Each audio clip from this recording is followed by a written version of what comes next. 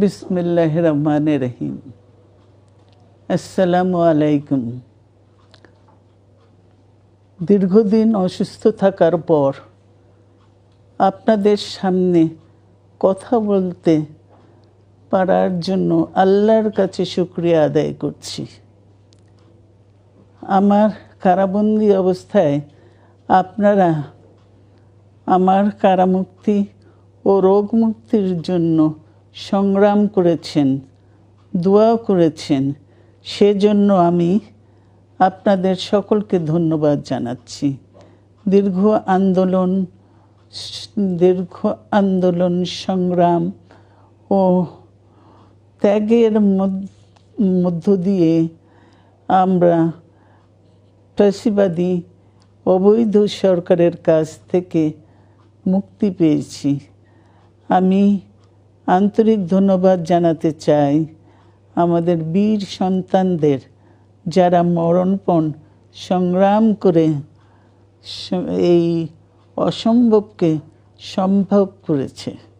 শত শত শহীদদের জানাই শ্রদ্ধা। এ বিজয় আমাদের নতুন সম্ভাবনা নিয়ে এসেছে।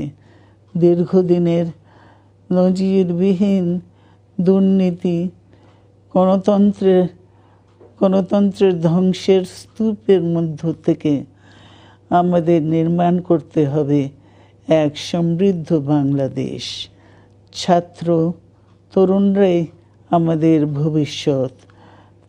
তরুণরা এই যে স্বপ্ন নিয়ে বুকের রক্ত ঢেলে দিয়েছে, সেই স্বপ্ন বাস্তবায়নে করতে মেধা, যোগ্যতা, জ্ঞান ভিত্তিক গণতান্ত্রিক বাংলাদেশ গড়ে তুলতে হবে। শোষণহীন সমৃদ্ধ বাংলাদেশ। সকল ধর্মের গোত্রের অধিকার নিশ্চিত করতে হবে। শান্তি,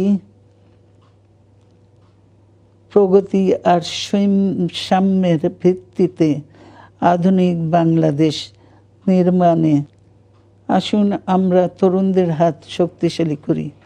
ধ্বংস নয়, প্রতিশোধ নয়, প্রতিহিংসা নয়, ভালোবাসা, শান্তি ও জ্ঞান ভিত্তিক সমাজ গড়ে তুলি। আল্লাহ হাফেজ। বাংলাদেশ জিন্দাবাদ।